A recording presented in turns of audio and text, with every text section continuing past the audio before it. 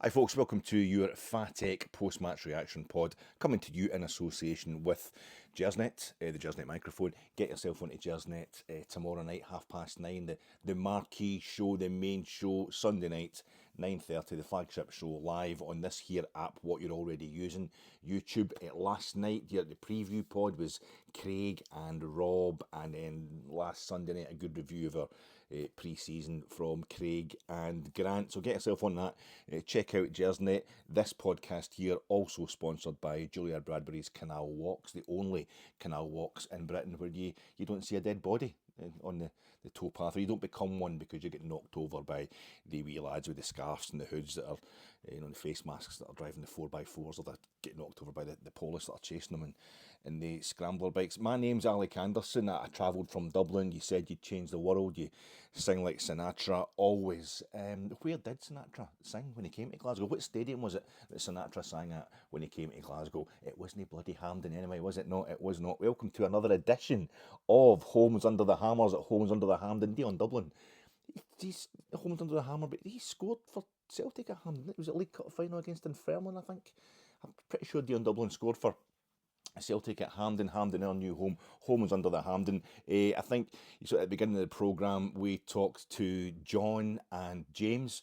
They had they just picked up it was a big refurb job required. It was a two-tier goalpost stand with the roof and all that. Square on the goals, but there's a lot of work required there. Disabled access. Now, we talked to them at the beginning of the programme, the lovely twins, the Imperatives, the twin Imperatives, and they were saying that they were hoping to have that work done by the start of the new season. Well, let's go back and see. Let's go back and see how they got on with that one. And there doesn't seem to be a lot of change, does it? There doesn't seem, yet at first glance, there's not been a lot of change here. It turns out they've had to move into temporary accommodation. They managed to backstop the windows. The windows have been backstopped, but they're decanted to another stadium at Hampden. They've kept on a lot of the same workforce, even though the work's been held up. The site manager, he's up for it. He's up for another go at it. I think they've actually increased his wages.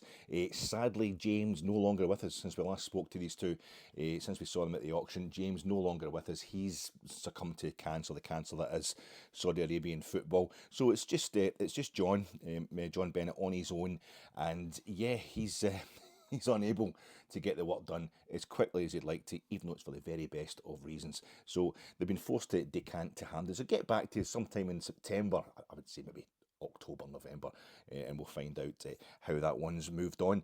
Yeah, I'm talking to you just after I've watched Rangers drawn 0-0 with Hearts at Tynecastle in our opening league game of the season, meaning that our last two league games have been draws with Hearts at Tynecastle, meaning that I think it's 11 games now if you want to include pre-season friendlies. Rangers have only won twice, both by 5-2 though, so it's worth waiting for. I mean, when we do win, we win big, 5-2 against Dundee at Ibrox the night before. Ibrox, remember Ibrox? The night before Celtic tied up the title, and 5-2 against Hamilton Accies at Auchenhowie in front of nobody in the first of our pre-season friendlies, the half dozen pre-season friendly matches that we've played in the month of July just past. Two things you thought you'd never see again that just keep turning up: James Tavernier and Ian Croker. I watched the game on Sky. Ian Croker commentating. How did we start today? How did Rangers start today? This result, this 0-0 at Tynecastle. It's even a 0-0. The thing with a draw, as I was saying last week after the 4 each with Union Berlin, if you scored one more goal, it'd have been better. You'd have won. If you'd conceded one more goal, it'd have been worse. You'd have lost. And the immediate reaction for me today is, and I think it's the immediate reaction for a lot of the Rangers support, is, yeah, it's bad, but it could have been worse. Now, the reason we know it could have been worse, it's not just because of everything that we've been getting ourselves worked up about this season. It's because this time last season we were away from home to a kind of horrible club, a club that's liable to do well in the league throughout the course of the season and take a few old firm scalps. Let's be honest. If we talk about big scalps in Scottish football, it means they're capable of beating the old firm on their day. We went to Rugby Park Kilmarnock first day of last season, and our manager, although we were worried about the performances in a few of those pre-season friendlies last season, he had won a few of the pre-season friendlies. We thought the manager had all the players that he wanted, the players that we wanted. Sign Dessers, sign Lammers. We demanded that on Twitter, big style. No, just announce Dessers, announce Lammers. We got them. Two players who ended up having pretty solid seasons. goal scoring wise at different clubs. And we had Seema as well, and Seema was terrible that day. He hardly got a touch of the ball. Rangers hardly got a touch of the ball. I think we had one shot on goal, and it was only technically a shot on goal, but trundled through for the goalkeeper to pick it up, and we get beat 1-0. Kilmarnock's only attack of the game, I think. Beat 1-0, we looked absolutely terrible. And it was actually so bad last season that I remember thinking to myself, well, that makes sense. Michael Beale's made so many changes during the summer. He's going to revolutionise this team. He's going to get a really good pre-season into them. They're probably still knackered from the intense pre-season training he's given them. And it's a whole lot of new players that we wanted that are still to gel together. This is the quick kick up the backside that they need. If it had been a draw, I was saying to myself this time last year, then the team could have pretended that everything was okay. This is a good kick up the backside they need, and we'll just go on from strength to strength now. Remember, I think the last time we'd get beat, before this time last year, the last time we'd get beat in our opening game in the league season was away to Hearts at Tynecastle under Dick Advocat, and we went on to win the treble that season. So I was absolutely fine with that. Today, I think a lot of us were kind of prepared for it to be bad, for it to be worse than it is. Yeah, I don't know why. I do know why. Now, what did you do yesterday? What did you do yesterday, Friday, in the 2nd of August? What did you do yesterday? I know what I did. I had a complete meltdown on my phone and on my laptop trying to sort out my ticket for Hampden for the Dynamo Kiev game. And Dynamo Kiev at Hampden, that's amazingly romantic. You know, let's hope it is after the first leg on Tuesday. There's still a possibility of it being amazingly romantic. But I was really looking forward to that game. But I'd got the thing in. The wee email in saying this is you've been mapped over, and the chairman using that phrase, to map over the seats from Ibrox, a season ticket seat, to Hampden. I was thinking, nothing here is that. I don't want to be a troublemaker, don't want to be causing trouble. I like to kind of stay a bit positive, get behind the team, circle the wagons and that kind of thing. But I got the wee email and it said this is your ticket for the Motherwell game, the first league game of the season, your season ticket game, the first season ticket game that's not going to be at Ibrox, it's going to be at Hampden, and this is your seat. And it's fair enough, I don't know about you, but I'm up in the wings. I'm in at Ibrox, I'm in the main stand, and I'm right on the 6-yard box, Koppen Road. So second half, generally, we're attacking that end. It's where things get really intense, or not, as the case may be. But it's a great view. I'm in the wee wing of the top tier of the main stand, so it's a good view. It's pretty high up, a bit more removed from the plate, and it's just as it comes round over the Celtic end of Hampden, so not quite as good, but really good compared to some of the stories I've been seeing on Twitter as to people who've basically get seats in bar 72 and they're now at the back of the Celtic end and stuff like that at Hampden. So I was quite happy with that, but I thought it didn't actually confirm the letter if that's going to be my seat for the whole time we're at Hampden. And then, even though I was in the CCS, or the Continual Credit Card Scheme, CCCS, sounds like a really bad Celtic hooligan firm, and I'm in my jersey, I've paid for my jersey, this is the third season in a row that I've been in my jersey. I thought that would mean that I'd just be able to get a ticket sent to me, I didn't have to do it, but no, they've been assured you're going to just do this once. It's only the one time that if you're on the CCCS, you don't have to, you're going to have to go in there and pick your seat. And I thought, oh, what do I do? Do I go for the same seat? So I went in to go for the exact same seat. I thought maybe that's what we're all going to do. For the Dynamo Kiev game, I'm going to go and try and pick the same seat I've been given for the Motherwell game. I'm assuming that's where I'm going to be for the whole time we're at Hampden. But I couldn't because, two people either side of me hadn't bought their tickets yet. Is that the same people that I sit next to at Ibrox? I mean, I bother them enough during the season. I don't want to be texting Davey and Jenna and all that during the summer as well. They find it with there, but I'm assuming I'm going to be sitting next to the same people I'm sitting next to at Ibrox. It's going to be the same for all season ticket holders. We'll still have the same neighbours round about us. But I couldn't get that. They wanted me to do the kind of Hampden, like if you're going for a Scotland game, don't pick a seat on its own. Just pick a seat at the end of a row, because you want people to be able to sit together at Hampden. So I couldn't get my own seat, and then I went in again, and somebody had taken my seat as well as 3 other seats round about it. And I thought, no, if I go in there and I get that seat, or if I get a seat near it, if I go the row behind or the row in front, somebody's going to come in that night and go, oh, it's everybody, we saw ourselves in the Motherwell game, we saw it as well, the same setup as it is at Ibrox. Let's just sit in our own seats, and it's not like that, because different people come to European games, and some season ticket holders don't go to European games, and we don't know what's going to happen in the first leg either. They just will only work out, we can all sit in our seat, and it'll end up there'll be rammies. And I thought, if I'm going to follow it with anybody, I don't want to follow it with people that I know, because it's going to be up until September at least. I think it's going to be November, December, probably we're still going to be at Hampden, and then you're taking that bad feeling back to, I don't want to follow it with anybody, things are bad enough at Rangers just now. So I went and picked a seat in a completely different part of Hampden from the bit I'm probably going to be it. We don't know what's happening. We don't know what's happening a guy my age is permanently worried about his backside, but just now I'm worried about where my backside is going to be parked at Hampden instead of Ibrox. And I don't want to be worrying about it vocally or loudly because I want to circle the wagons. I want to get behind the team. I'm expecting times to be tough up until about 2032, and then we'll be back. It's 20 years it's going to take us to recover fully from what happened in 2012 as far as I'm concerned. This is just one of the moments that we deviate slightly from the road, the journey back to the very, very top of a Rangers team that wins continual league titles. So I want to circle the wagons, but I was a bit uptight, and I think that you're looking at the fact that the manager hasn't got the new signings in. It was Frankie Jersnet, the gaffer of Jersnet. He said in the Jersnet Twitter account last night, it was the first I really thought about it, with our new heroic superhero signings, Vaclav and Robin, not able to start the game today. It looked like Connor Barron was going to be the only new signing that was starting today, and Sky kept punting that line, of course, as the game was kicking off. We only had one new signing. It's quite a big summer, quite a long summer.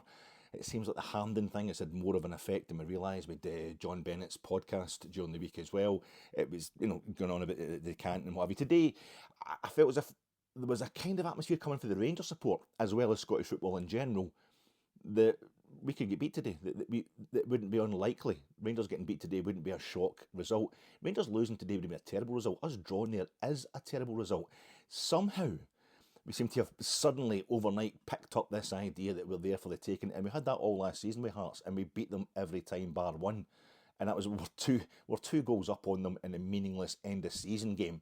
The last time we played them, last game of last season, and Hearts equalised with the very last kick of the ball. We played Hearts in 3 different competitions, 3 different venues last season. We played them 6 times, and we beat them 5 times, all different ways. Late comebacks, pasting them 5-0, everything. And all they got was 1 draw off us, and they got it with the last kick of the league season.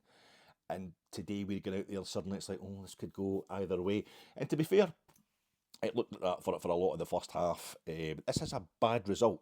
I don't think, Rangers, the standards that we have at Rangers, this is a bad result. And the gap between 3rd place and 2nd place in Scottish football, if we're going to finish 2nd, we need to ensure that the gap to 2nd place is as massive as it has been for most of the last 20 years or so.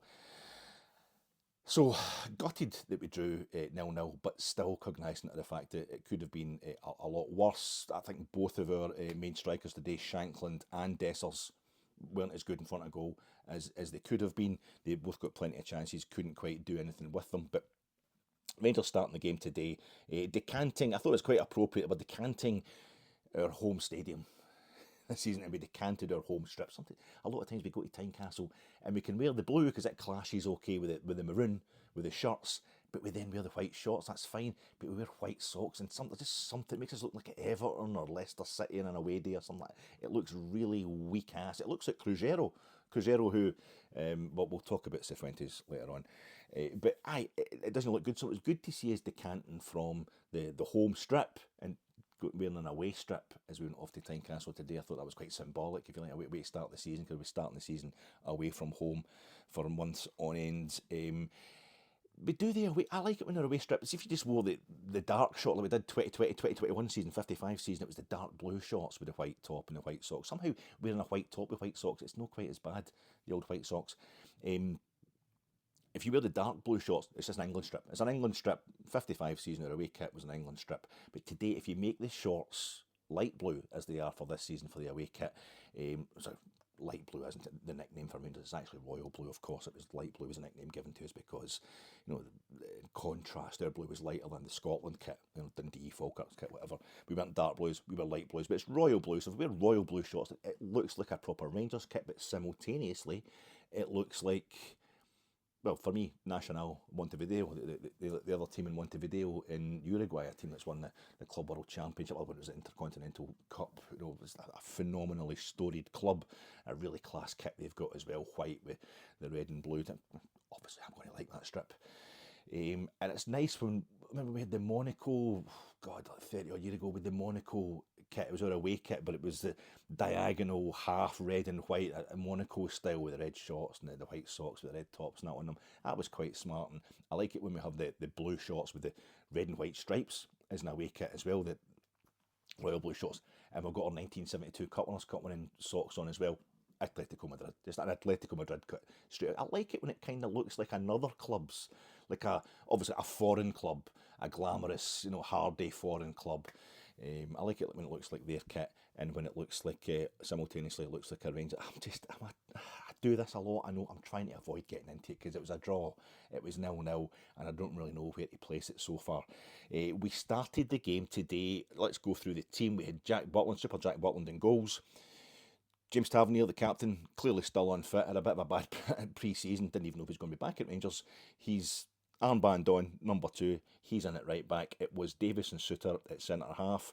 We had Ridvan Yilmaz back at left back, thank God, because what I've seen of Hefty, he will get taken to the absolute cleaners today. And we're sitting 2 now, becoming that new signing, Connor Barron, new signing, revolution at the club. He's sitting in beside Mohamed Diamande, and they're sitting 2 in midfield, diminutive. One's quite small, one's quite skinny, but they certainly get a lot of work done. We had in the 3, it's a 4-2-3-1 in the attacking 3. It's Oscar's. He's back. Cortez is back on the left hand side. Forgetting his name already. Out on the right hand side, Scott Wright, and you're forgetting he was on the park for most of that game. We've got, because Todd Cantwell's away, I would imagine we've got Tom Lawrence at number 10, and up front our only striker apparently, Cyril Dessers. He's in the one up front on his own. The Jambos got steamed in. I think it was about 5 minutes. It was a good lesson if you're thinking about Lawrence Shankland. I think we should buy Shankland. I think we should buy him. There is no guarantee whatsoever that buying Lawrence Shankland would make Rangers significantly better. You watch Celtic dominating domestically for the last 3 years with a whole bunch of Japanese players that we'd never heard of, from clubs that most of us had never heard of as well. So the idea that you buy a name, you buy somebody that's doing well against you in Scotland, it doesn't have the same weight that it used to. We did okay with Ryan Jack, didn't we, in the end up, but Scott Wright's perhaps a lesson how it can go wrong as well. It's not necessarily a guarantee that somebody's doing well at another Scottish club, because that gap, as I'm talking about, between the old firm and the rest is so big these days that they're going to do well at Rangers. But one of the main bugbears and one of the main reasons people would come up with about why Lawrence Shankland wouldn't be good at Rangers, particularly in this system that Clement's playing with one up front, is that he's not got the kind of size, the physique, maybe kind of hold up play, etc. Absolute bullshit. You saw today he was out muscling our centre halves at times. He comes deep, he does everything really, except today putting the ball in the back of the net, which is the one thing he's most famed for. I think he's got a reputation as a poacher as far as we're concerned, because most Rangers fans, like myself, don't really watch Lawrence Shankland except when he plays against us, and he did nothing. In the 6 games he played against us last season, he did absolutely nothing except score against us at Ibrox, Tynecastle and Hampden. And the game where we pasted Hearts 5-0, we gave them absolute leathering last season, probably our best performance under Clement so far, February, March time last season, when again Hearts were, the media were right behind them, they had a lot of positivity, we looked like we could be there for the taking, and we absolutely destroyed them. I was feeling a bit more optimistic about today than a lot of other people. Hearts did 0 in that game, except hit the woodwork once, and it was Lawrence Shankland that hit the woodwork. And I thought, this guy does stuff. He just has an effect. He has a positive effect. He affects games, and he affects games. And I watched him in various times when I can be bothered watching the other highlights on Sports Scene of the other Scottish games, the non-Rangers games. He just seems to work miracles in an iconic way, like Ali McCoist used to for Rangers. When he was playing up front for Rangers, Ali. I know he's not the same kind of time at Hearts, but he's already a Jambos icon. And I think we need that. I think we need something like he scored home and away against Celtic. We must remember that. Hearts, we could have done against Celtic last season. Hearts beat Celtic home and away. And we did, as I say, we only dropped, we drew once with Hearts last season, won the other 5 games we had against them, and across 3 competitions. So we need to remember that. We need to kind of caveat that in there. I'm going to talk about the caveats. The chairman's podcast has had an effect on me when we're talking about this result today. But I think that the idea was that Lawrence Shankland, maybe only a bit of a kind of poacher. But I saw him a game against Dundee, for example. I think Hearts were losing 2-1 late on at Dens Park. He basically scores 2 goals and sets up another one to win the game for them that day. He's scoring winners away to Hibs at Easter Road, which, for a Hearts captain is really iconic. I think it was a last minute goal as well. He's done all that kind of stuff. As I say, doing Celtic home and away, that makes him an instant hero with the Jambos. So I think there is a tax to be paid on our move to Hampden there is a tax being paid, and that's why I think we don't have the signings in the door at this point in time that we would like to have. I think it's taken, apart from the money that it's going to take up, we're going to have to pay, the SFA to use Hampden. I think we're having to do stuff with the pit. There's all sorts of behind the scenes stuff we're going to have to take care of. The simple mapping over, as the chairman talks of the season ticket seats at Ibrox, to find a relevant season ticket seat for you at Hampden temporarily. Just the man hours, the woman hours, the labour that's going to actually cost. That in itself is a real headache, it's a time consumer, and it's a money coster. And I think the club will be, obviously we're going to be heavily taxed in that sense for having to go to Hampden, for not having Ibrox ready, but at the same time I think the Rangers support deserves something, a signing that's going to take all the negativity, which I took into that game with me today. I was susceptible to it too, thinking, I feel as if Hearts could beat us today, fighting against my more positive instincts. But we need something that's going to override that, that's going to take that away, that's going to blow that. We just need a solid kind of crowd-pleasing signing. Lawrence Shankland, buy him, swap him for Cyril Dessers. I don't care. Dessers maybe is a better player overall, and he'll be better suited to our system. I don't know. I just know we need something to play. The galleries have been moved from Ibrox to Hampden, moved from Govan to Mount Florida. The galleries need something, and I would take Lawrence Shankland in a heartbeat. I think he could give a level of positivity that would maybe cancel out the move to Hampden, the awkwardness of that, and I think that's something that the board, and I think he proved today that he's definitely a player that we could use. Get him, just go for him, just buy him, Rangers, just buy him, and let's get an explosion, a wee dynamite explosion of positivity is needed around the club just now. Hearts, I think we had that bit 5 minutes into the game where Hearts basically, their goalie hits a long ball up to Shankland, as tiny as he looks, and he's backing in to, I think it was Ben Davis just holding him off, and next thing it ended up being a corner to Hearts or whatever. This came, I think, from a Rangers free kick, and I think we had one corner in in that first half as well, and that led to a Hearts breakaway. Anytime we did get forward, it was very rare, and when we did, we looked really susceptible to a counter attack as well. I put a wee tweet out trying to be all smart ass, saying it looked like different departments of our team, defence, sitting midfield, attacks, and the striker, they all looked lonely. Everybody looked lonely, doing little bits, industrious bits in and of their own. Like Cortez was having little moments, a bit of a dribble out on the left hand side, looking good, but it never went anywhere. The team just wasn't linking up. Why should Hearts be any better at that? They've had a pre-season, they've made new signings as well. Why should they be better at that than us? They're at home, I suppose, but we didn't look good at all. Connor Barron looks as if he'd given away it looked like a penalty to me, but these things are always changing. We're hearing that the protocols are changing as the referees continue the impossible job of making the handball rule consistent. You can't make something consistent when it involves different athletes, different, constantly changing situations that are thrown up by 22 athletes being on a field trying to outsmart each other. But anyway, Connor Barron put his hand up to his chin deliberately to block that ball.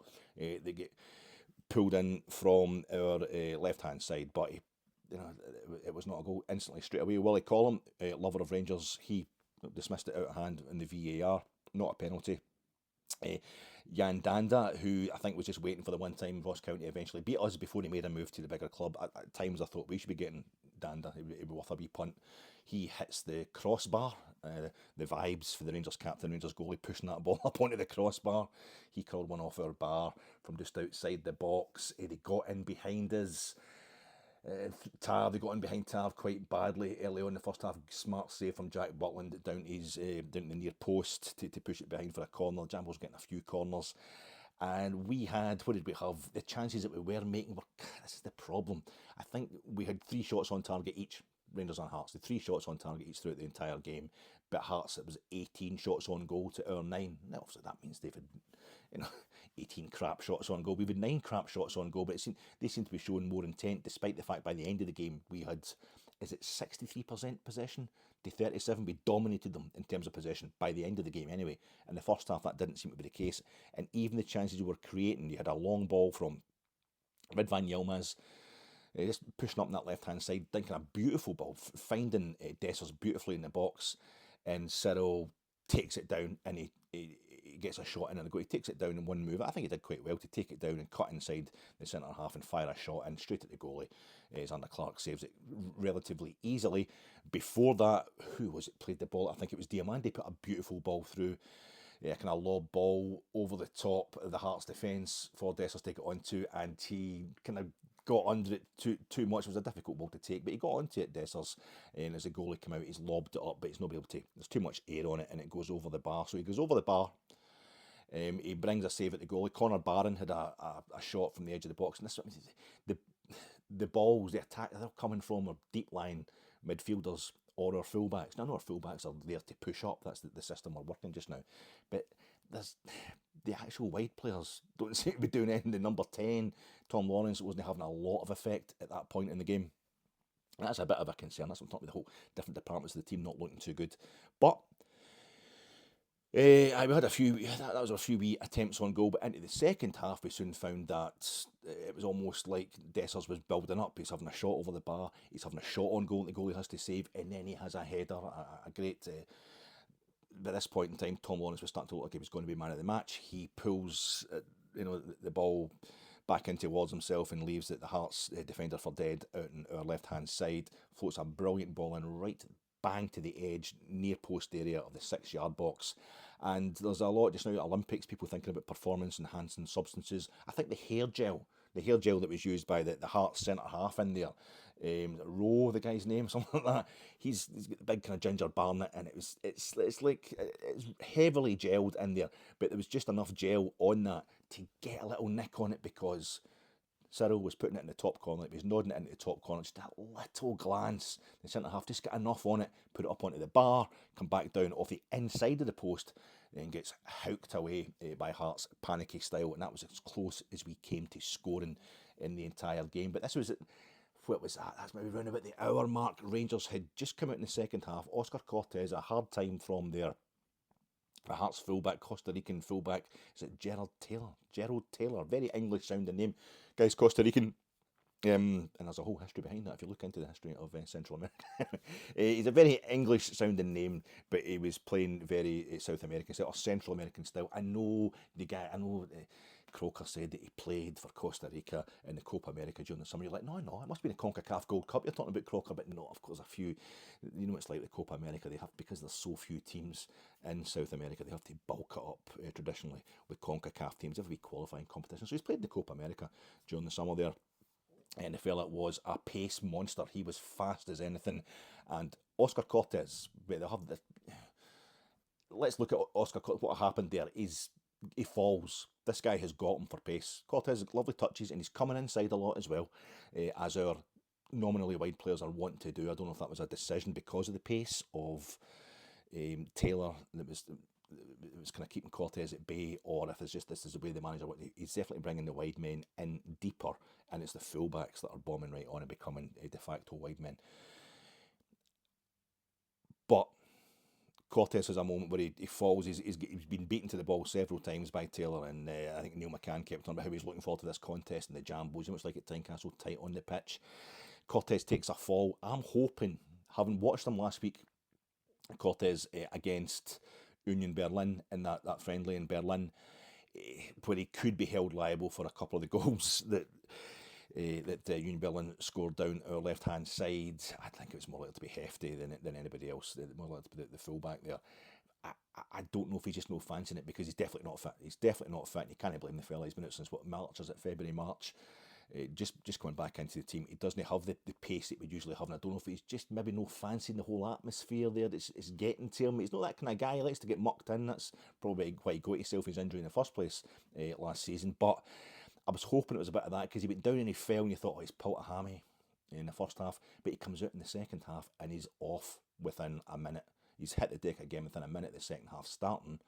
And it basically seemed to help us when he went off, but he's crying and all that, as if he's got a really terrible injury. He's holding his knee, he's holding his ankle. We don't know what's actually gone there. Is it the same injury recurring?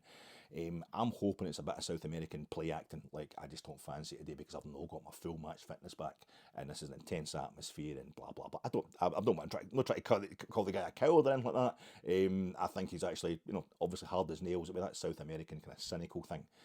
I'm hoping it's that, because because I don't want him to be long-term injured, and he's definitely not match fit. But I think it was actually the worst thing that could have happened for Hearts, because Cortez going off, it kind of scared me as well with Danilo back on the bench today. And Danilo, it was Tynecastle when we went there. The last time we went to Tynecastle, and we were the last team to stop Hearts scoring at Tynecastle. We beat them there in December. We've done it again today. We become the next team to stop Hearts scoring at Tynecastle. We shouldn't overlook this stuff.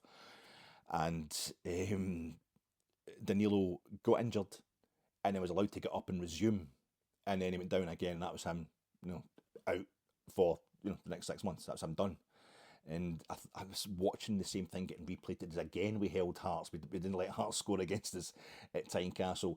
But Cortez goes down first half. He's down for a while, just right on the half-time whistle. He comes out second half. He goes down again straight away. He's crying, blah, blah, blah. I hope it's just frustration at general lack of fitness. He's not able to play to his best. But we bring on Rabbi Matondo, who's nobody's particular favourite at Ibrox. Rabbi, he has his moments though. And he gave us a better balance, I thought. And we started to take kind of hold of this game. I've just looked at that, so it's 30. I've been talking for 30 minutes, and I've not even got to really. I'm just at the start of the second half. I'll wrap this up soon, folks. Sorry, there's a lot to get through. It's been a while. It's the first game of the season. Everything seems massively important, but Rabbi Matondo comes on, and I noticed he was cutting inside a lot more. Eventually, Cerny, he comes on as well, our new loan signing from Wolfsburg. He comes on after about an hour, and he's cutting in. He's deep inside as well, and the fullbacks are up there. And so you've got Tav, who's clearly not fully match fit either. He's in a bad pre-season in terms of performances, but still providing, still creating chances and setting up goals. Tav, even though he scored an own goal down at St Andrews, and was culpable for one of the goals we lost against Union Berlin last week. But I think Tav he's still definitely got it. So we're bombing up. I'm just scared that this, having the fullbacks up so high, the game that was today, we're going to get hit. We look susceptible to the counter-attack all the way through that game. And particularly in the second half when we started dominating. And at this point, I say Tom Lawrence definitely looked like he was having a kind of man-of-the-match performance, really getting himself involved in the game. But I think it was really just a kind of 20-minute intense spell for him. James Tavernier starts hitting the corners. He's definitely working a wee partnership with Lawrence Shankland, for Shankland coming to us 3 times. He put the ball straight onto the head of Lawrence Shankland at the near post from a corner, and Shankland couldn't convert one of them. So I don't know, maybe he's overrated as a striker, but Shankland clearing the ball, doing a captain's part for his team as our captain, tries to score direct from corners basically. We couldn't get anybody in there to get a flick on. But we put that pressure on in the second half. We definitely controlled the game to the point I think the manager, so he's wanting the nominal wide players. Scott Wright went off for Cerny after about an hour. At that point, we also brought on Balogun for Ben Davies, because I think we thought Hearts were a bit quick on the counter-attack. The managers wanted a bit more pace. Balogun's got a bit more pace, a bit more anticipation than Davies. So that's certainly how it was diagnosed by the commentary team on Sky. And that commentary team includes Neil McCann, who is one of my favourite commentators. So when they go against me, Neil. And it looked like the manager was saying, right, we're just going to, this is how we want to play. Pressure. The 2 guys sitting inside, our fullback's really high, but that's going to leave us as exposed in the flanks as we were all 4 goals we lost against Union Berlin last Saturday. So we brought on Balogun for that. And the game, after about the 70-minute mark, just descended into kind of end-to-end, both teams trying to win it, but unable to get that final touch. I think Cerny, new signing on loan, Vaclav Cerny, quite a scarily professional press conference from him yesterday for about 6 minutes, telling people how to pronounce his first name. It's not Vaclav, it's Vaclav. You'll get that right. Refusing to go on and on about the goal he scored against Celtic. He's not playing that game. The goal he scored against Celtic in Europe for Ajax. He's not doing that. Bumming up the club without being in any way, badge kisser or whatever about it. And he came on today and looked like a guy like exactly what he is. We didn't start today because he's a bit behind in his fitness, but almost like he's been overplayed. He went away with the Czech Republic during the summer there to the Euros. Czechs had a terrible European Championships, finished bottom of their group. But he played, I think, for 70 minutes or something of the 1-each draw they had with Georgia. So the only game I think that they got a point in, was it? So he's kind of match sharp, but maybe been overplayed or whatever. But he comes on for the last half hour today and looked good. Looked like at that point in time the game suited his fitness, in which it was the players who've been playing since the start were getting stretched, were getting tired, were getting leggy, and he was just calmly knocking the ball between frantic players and creating things. We had a ball from Tav to the back post for Rabbi Matondo, who kind of nods, he had a chance there to either pull it back or convert it. Tom Lawrence, that was one of the chances we had in the first half, going back to that. He hits the byline within, I don't know, the first 10 minutes, and he pulls it back, and Cyril Dessers is nowhere to be seen. But it looks like Tom Lawrence was trying to play it off one of the Hearts defenders for an OG. But that was it. That was in the second half. We definitely had a lot more pressure. But just about 70, 75 minutes, Hearts started. They got about 4 corners in the trot, 4 or 5 corners in the trot. So they seemed to be, they were coming back at us in terms of pressure. And the last 15 minutes, really, plus the 5 minutes of injury time, you just 20 minutes of kind of end-to-end stuff in either team. Both teams looking like he catch the other out on the counter-attack. Didn't happen. It's a 0-0. It's a weird one.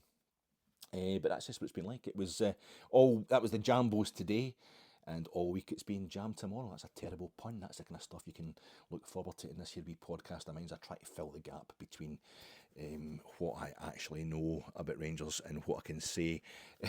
It's just, it's been weird. I say we saw the beginning of the week, the John Bennett podcast. I've had to kind of step back my contribution to Gersnet, because Gersnet knows the Rangers Daz. It's Rangers Daz podcast, Gersnet. It's absolutely fantastic, and that's too rich for me now. I can't handle that pace. I'm a Rangers grandad now. I'm at that level where Rangers Daz stuff, it's just hot young studs as far as I'm concerned. I can't keep up there, so I've tried to move into the Rangers grandad's podding market, and straight away get this fella Bennett just coming in. 20 minutes, he's wearing the suit and the tie and all that as well, and he's got a lot of information. Tell me what his sources are. Doesn't he tell you what his sources are? But he's got a lot of inside information, a lot of facts and figures, a lot of big fancy words, a lot of decanted, a lot of aspire, a lot of the player trading model, this kind of thing. I don't know whether has he just done that because has he left it so long because, as I've always been saying with this whole situation with Hampden, the more he talks to the support, we know what the Rangers support is like. The more he talks to us and just throws options out there, what could happen, people will cling onto those options as if they're hard facts, and then when they don't happen because another option has been chosen, people would have been buying their train ticket, a season ticket for the train through to Moneyfield and stuff like that, just if it had been mentioned as an option, and then they'd be wanting their money back because it turns out we're actually going to go to Hampden. I can get why he's waiting until he knows as much as he possibly can before he makes any statement, but you can also think he's thinking to himself, doesn't matter what I say, it's just going to be bad. I want to have some good news for them, and I'm waiting, and I'm not getting that good news. So the next day, I think he probably got the manager to sign the extension to the contract. It was to give us some sort of stability going forward this season. It was very much a management speak kind of statement from John Bennett during the week. The support demanded it, or were podcasters telling them that the support demanded it, so the podcasters could sound hard and they were speaking on behalf of the Rangers support. I don't know. I really don't know how this kind of stuff works anymore. I just know that I wasn't particularly bothered about hearing from John Bennett, but we did, and you could see and hear, I think, that he's doing the CEO role himself just now, and he was going between the gravitas and the statesman-like diplomacy of a chairman and the kind of here's the facts and figures, management speak, blue sky thinking of a CEO, and trying to, kind of dapple the whole thing with a little bit of, it's going to be all right. It's going to be okay. We're going to be fine. He's very middle class sounding, very private school sounding. That always puts my kind of hackles up to start. I'm never really very comfortable with that. It's just a natural thing. But I don't know anything about business. I'm not exactly a Marxist or anything like that. But I'm more probably to the left of politics or whatever. I'm always very suspicious of businessmen. Rangers is my kind of fantasy world. That's where I'm quite happy for it to be a dictatorship, and I want scumbag businessmen to be in charge, proper guys who can, like I've always said, I mean, you don't want the cowboys that we had that drove the club into the ground and then took advantage of the club being driven into the ground. But you want, it's like wanting a midfielder who can't put in a dirty tackle. You wouldn't like a midfielder who doesn't know how to look after himself. And I think it's the same thing with a businessman. It might annoy me the way these people speak, and the fact that they're just money, so money oriented, and they're constantly, you can feel them trying to pull the wool over your eyes. But at the same time, if they couldn't do that, they don't deserve to be running. I wouldn't want somebody who couldn't do that in charge of Rangers, because until we want the fans to be in charge of the club, but I never get involved with Club 1872. I don't know the ins and outs. I know there's a lot of politics, a lot of infighting with that kind of stuff. But I've always said, until we can find a way that Rangers fans can run Rangers, the best thing we can hope for is to have a Rangers fan. Until we have the Rangers support running Rangers, we should get a Rangers supporter in charge. And John Bennett's definitely a Rangers supporter. I know he went on about it a bit much for some people's liking, but I can understand why. I think it's when you try to do anything for Rangers at all, you are just pilloried. You're just absolutely destroyed. There's people already got the social media thing, the picture of John Bennett's face with the big red cross through it. He's got to go next and all that. That's fine. Who's coming in? Who's coming in to replace him? I don't know. If we get somebody better, then I think John Bennett would be quite happy to move on. But I don't think there's any doubt that he's put a lot of his own money, a lot of his own time into running Rangers. He's going to get himself paid for it because that's his first instinct. That's what got him to where he is today. But I was neither up nor down about the whole thing. I was nothing very surprising about it. But the chat about the pre-player trading model losses, that there's already £10 million or whatever as a year coming out the club before we're even talking about the ins and outs with players. I thought that was very interesting, but also a wee bit of a smokescreen. I think reading between the lines of what he was saying, we're not going to be back at Ibrox much before Christmas, and we're not expecting to win anything major this season. Maybe another League Cup, might do well in the Europa League, but I don't expect anything on the park, and we're not even expecting too much about the park that we're actually playing on in terms of home games. So it's a kind of strange atmosphere into what we're coming into in this season. We got Robin Prooper, I don't know how you pronounce it, but obviously it's a punster like myself. It's an absolute dream to have a centre half who's proper. His name is proper, is what it looks like in English, but it's got to be umlaut thing going on above the O. I don't know how they work in Dutch, the umlauts, but it's probably Prooper or something like that. We were told Vaclav Cerny, it's definitely Vaclav, it's not Vaclav. He's here on loan, playing out the right hand side. We've got ourselves another centre half. It looks like we need one. I think we need at least one more striker, one more midfielder, one more centre half. I think we need so many more solid signings. But I think you heard between what John Bennett was saying in his little statement, 22-minute statement at the beginning of the week, and what the manager has been saying all through pre-season and up to his press conference yesterday, his pre-match presser yesterday, the message is going out there that the big rebuild. No one at the club is saying, "Well, you wanted this." And we didn't. Other players who weren't available today, Kamar Roof, John Lundstrom, Connor Goldson, the losers were getting. There's only one of those losers left. There's only one of those guys who won 55 with a defence so solid it reached record-breaking proportions, but without losing a game all season. That got us to a European final, won the Scottish Cup the following season after we'd been in the bottom flight a decade before. And there's only one of those losers that is still here, and that is the one and only James Tavernier. And I think he consistently shows in the way he goes forward why he should be here. You can see the respect he's getting in the tunnel of his own players and new arrivals, as well as his opponents. The idea that Tav is he's no Richard Gough. Richard Gough is one of the cleanest, nicest players you ever meet. Like, the idea that Richard Gough was going to be, taking people out at waist height and punching his own players on the park and that to get them moving. It wasn't a shouter and bother. I always remember Duncan Shearer, an interview with Duncan Shearer, the Aberdeen and Scotland striker. Duncan Shearer, somebody asked him, "Who's your toughest opponent?" He said, "Oh, it's also the cleanest. It's also the cleanest opponent. It's Richard Gough." And Richard Gough never fouled Indy if he could possibly avoid it.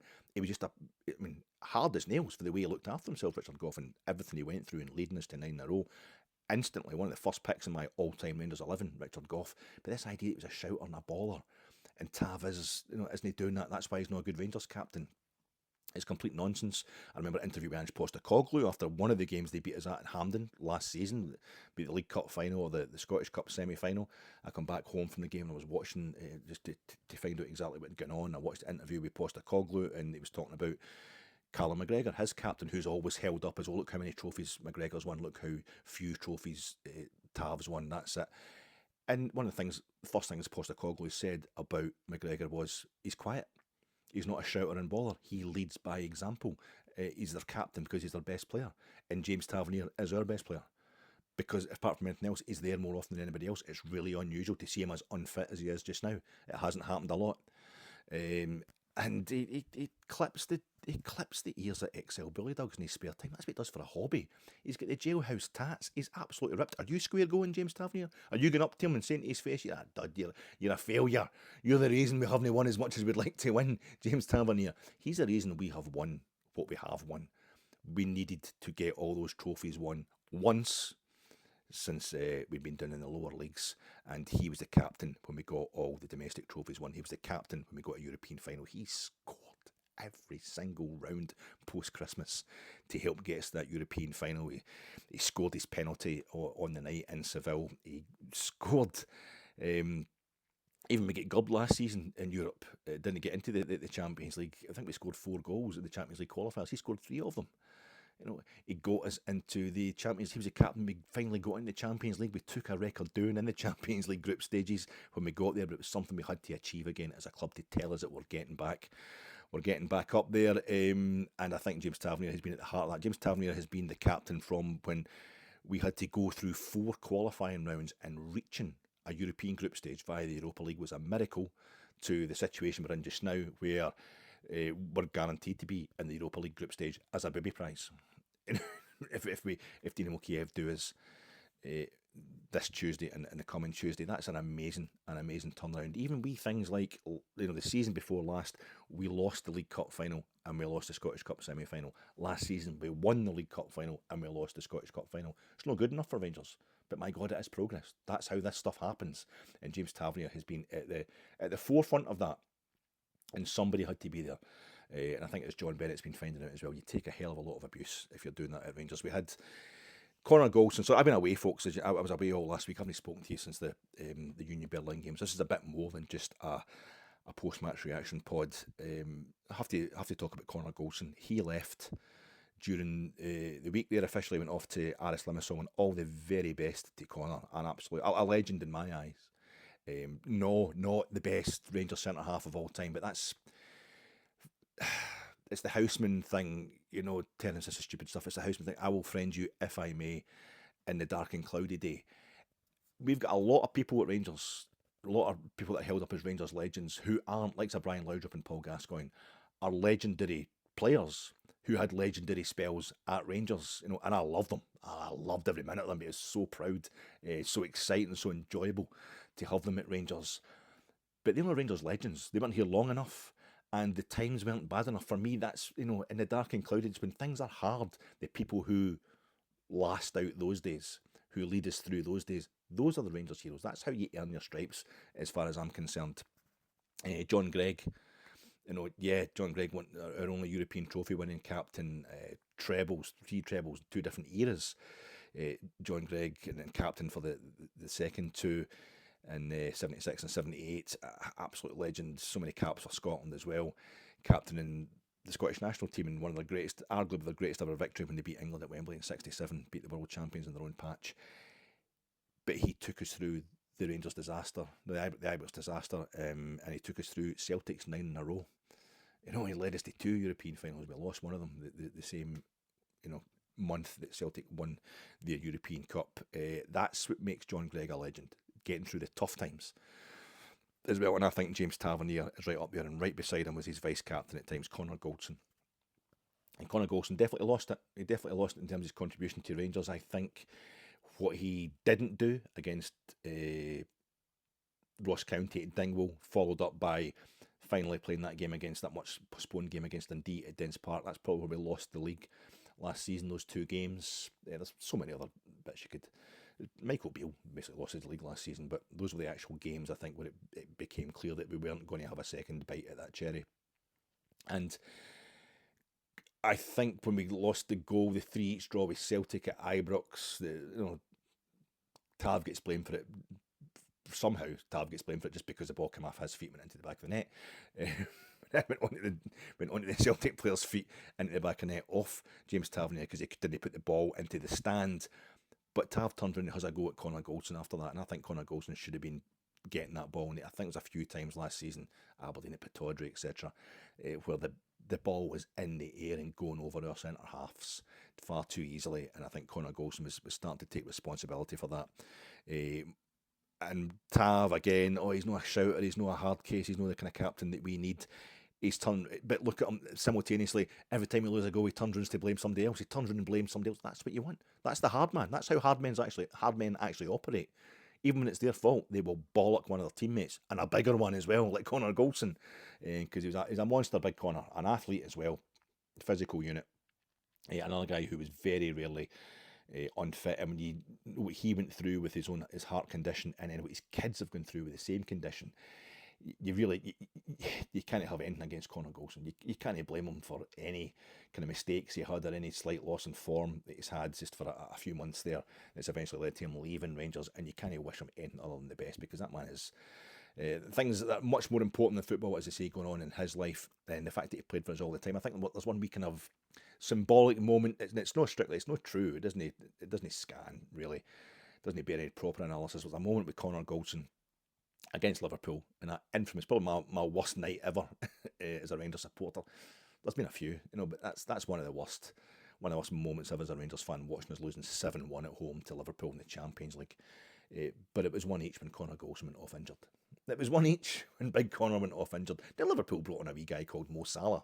After that, it had a bit of an effect on the game. There's other factors at play there, but I think that symbolises the effect that the big man could have on Rangers. It was stability. It was alongside Tav at the heart of that record-setting defence that only conceded 13 goals in the season. It won 55 and won our first league title since 2012, or since 2011, but since the traumas of 2012. That means the world to me. That's going to be the most precious league title of my life until the day I die. And I thank Connor Goldson for his part in that, not just winning that league, not just being the last Rangers player to score a winner at Parkhead. He scored 2 goals that day. That was a day we just swept Celtic aside. It was the worst Celtic statistically had ever played against Rangers, I think. They don't think they had a single shot on our goal or something like that. They just completely cancelled them. It completely neutralised Celtic that day. And there was the challenge of a former teammate of his arriving at Celtic to be a 10 in a row winning centre half. Didn't happen, and Connor Goldson made sure it didn't happen. I used to get frustrated with Connor because he won the ball so much from our corners in the opposition box, and we just nod it over the bar. It was always great at beating his man, but could never get it on target. But when he did get it on target, it was important that time against Kilmarnock, opening league game of the season under Gerrard. Many a year back now, it feels like, but we were struggling for a draw at that point. We needed to win, and Big Connor goes in there, scores a last minute header that the crowd goes wild. The crowd ends up, the away fans end up on the pitch. That was a great moment. I remember him scoring against Hearts at Tynecastle from a header, and basically falling the ball into the net and screaming his nuts off at the away support that day. The big man was committed, he was all in, and I'm really sorry to see him go, and I thank him for everything he gave to Rangers. How are we set? I don't know. I don't know. That's the season started now, officially? I think the manager signing this extension, and when he was holding that jersey up with the 2028 in the back, did you think? I thought maybe that he's getting the jersey, but maybe that's his squad number. Maybe he's going to be in the more to play. But the manager signed it's a symbolic 1 year extension to a contract that was going to run out in 2027 anyway, and it means nothing if the Belgian national team comes in with big money for him or whatever. If he wants to go, or if we want him to go, he's going to go. But I think this is the one thing that gives me slight hope, and if you're down on the club and you don't believe in John Bennett and you think everything's terrible, then this is me being a mug. I've been mugged by the club. I'm buying the line that they are clearly trying to sell us, but it doesn't mean to say it's not true, because I said it myself last Saturday after that Union Berlin game, before John Bennett's statement, before the manager got his contract extended, that the one thing we needed to make sure happened this season, unless we were completely awful, was that we need to change this thing. And Bennett said it a few days later in his statement of changing the manager by October. We just keep, before Christmas, we're changing the manager 3 seasons in a row.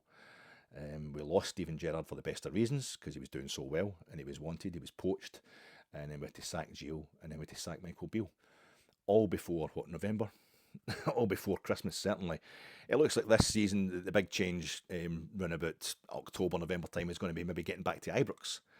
But I think the main thing is we need some sort of certainty in the middle. We're getting rid of all the Deadwoods, the Lundstroms and all that. The manager keep mentioning them. He's mentioned them in the post-match presser today, just saying, we have to do something. That sitting midfield, he's kind of praising Barron and Diamande by dint of the absence of John Lundstrom, a guy that he liked. He knew what he could contribute, even though the Rangers support was done with John Lundstrom. There's a thing of, if you've given enough to Rangers, if you appear and if you're vital enough to Rangers, then you, instead of people recognising that you're holding it together at a minimum, they're just saying, why are you not taking it to the maximum in terms of winning everything all the time? I don't think John Bennett's in that bracket quite yet, but the likes of Connor Goldson and John Lundstrom certainly were. They're Offski, having joined the exodus of the previous season, you know, Ryan Kent and Alfredo Morelos, Scott Arfield, although everybody loves Scotty Arfield, Alan McGregor, who everybody loved as well, but definitely would come to the conclusion that Alan McGregor definitely needed to go. His time was over. So, yeah, and even then, John Bennett, I think, in those terms, you look at the Cowboys we had, I mean, with Craig White, who drove us into the ground, and then you had, we got to a situation where Dave King, who's openly previously up for 230 odd counts of tax evasion, tax avoidance. I know there's a big difference, but whatever one it is, at least you go into court in South Africa, was being hailed as a hero after we'd get rid. No, David Murray was totally evil for making one mistake with a tax scheme that everybody else was using throughout Great Britain. And having provided the 16 league titles, the European final, the corners at Ibrox, the club deck, and even the European final, our first European final in 36 years, he lost it to a manager who he'd previously employed. The opposition manager was Dick Advocat, kind of proving his... Anyway, we then get Craig White. He deliberately drives the club into the ground, an asset stripper, and then we've got all these guys, Charles Green and bus company owners and things like that. Lots of wee CEOs and guys coming in for about 2 minutes and talking about how they love Super Ali, or they're total Rangers maybe because they remembered Super Ali scoring that touchdown in the last minute of the Stanley Cup final against the Celtics. It was it was great. They were all the great moments when they were growing up as Rangers supporters, loving a pint of Guinness and that kind of stuff. So I think John Bennett's a real deal. He definitely is a Rangers man. It's embarrassing for him. It's embarrassing to hear him reiterate it too many times in that interview. But he has to reiterate it because I think he has to remind people because everybody knows he's a businessman first and foremost. But I think we're doing okay just now in terms of. But we need a CEO, we need a director of football. Niels Koppen has come in here and done something with Cifuentes, which I think demonstrates just how the Robin Proper deal. Is a loophole there. He's worked a fantastic deal getting Proper from 20. We're definitely going to be playing 20. We're definitely getting him in the Champions League. That's the one thing that gives me most hope against Dynamo Kiev. It's set up that we're going to be playing 20. And are they still in it? I didn't even look at. They were in the last round, weren't they? They were in the third qualifying round 20, were they? I don't know. But it's like Lammers has gone there. He's going to come back and score a hat-trick at Hampden. It would have been good for us. Or we've got Robin Proper who's going to be scoring against 20 at Hampden. He's hoping. But we did really well to get the captain of a quality Eredivisie side because of a loophole that we were aware of. Maybe his agent made us aware of, but Niels Koppen has definitely got the contacts to get €5 million for Cifuentes. I know I'm talking about Rangers going to Hearts, usually going to Tynecastle wearing the blue top and the white shorts and the white socks. That's the Cruzeiro kit. They've got 5 stars in their crest. We've got 5 stars above our crest, and there's Cifuentes. I don't know if Aris Limassol think that Cifuentes is playing for the Cruzeiro of like, Tostao and Brito and Wilson. Wilson Piazza. Back in the 1970 World Cup winning Brazil team, I'm talking about. They were up again in that final. They beat Italy. Who only 2 stars above their badge because they'd only won 2 World Cups at that point above their crest, and now he's off to Ares Limassol, Ares, the god of war. So another celestial being. Cruzeiro are known as the Celestials because of the stars, and of course they're probably from the Brazilian national. I'm getting sidetracked, but the big star, I think, the big celestial being that we've got is Niels Koppen, our director of recruitment. Director of recruitment. That's a wee miracle. A couple of wee miracles he's pulled off there. He looks like he knows what he's doing. We've got the manager. I think the manager knows what he's doing. And suddenly the chat he'd been having in the early part of pre-season, where it sounded like there was more to this job than I realised, as a criticism of the board, has now become, there's more to this job, but I'm the man that wants to do it. there's more to this job, so please going to give me a license to be the man that does this, that completely rebuilds this squad. And I've been talking, in fairness to the board and to the manager, I have been talking, all through pre-season about how these signings, Egaman, the fella from North Africa, and Siala, the chap from Milan, from the San Siro, not first team players at all. I've been talking about we got a lot of undercoat signings, and we need to start getting the proper and Cerny, even though he's just on loan. These are more your kind of Artex gloss, heavy finish, beautiful Dulux finish type signings. We're building on top of that. So I'm on board with the fact that we're having to rebuild the squad at two different levels, and we don't want to just be having guys who are here for a season and have to go again. So it's good to see that managers invested in that. I'll sum up with a couple of painful. I don't think I've done any painful metaphors in this one, have I? And that's an hour in, so what the hell? It's far too long anyway. Nobody's going to be watching this podcast anyway, so I might as well. The reason this is I'm having to catch up with all the stuff that happened during the week in a post-match reaction pod is because last week I was off to Oban, a couple of days on holiday in Oban. I know it doesn't sound very fancy, but I'd been to I tell you before, it was at Nashville, it was Tennessee, for my 25th wedding anniversary back in April there. So it's totally no money left. Not that Oban's particularly cheap either, as I found out. It's the first time I've been to Oban for years. But we decided just to get away, just to get out of the house. We'll go up there for a couple of days, Tuesday, Wednesday, and that lets us spend all day Wednesday getting the ferry, going to Mull. I'd been to Iona before, so this time went to Tobermory. If you know Mull, if you know the bits of Scotland, it's never been to Tobermory before. That was really nice. Weather was beautiful. And two or three metaphors occurred at once because all I think about is Rangers. You're driving from Glasgow, you're going to go to Oban, and you look at your road atlas. If you look at your old AA road atlas, the first couple of pages, for example, I know everybody's got the sat nav these days, but I'm old school. And it's the A82, the A82 to 84 William, and you're just in the same road. And you can see it's bendy and it's wavy, and there's lots of bends in the road, a bit roundabouts, but you're just taking the second exit. You're going straight through. It's the A82 all the way. You know the direction of travel, but you forget. I always forget. I would go up to Oban. I've probably been about half a dozen times in my life total. Driven there, 4 or 5 of the times. And you get up to the A.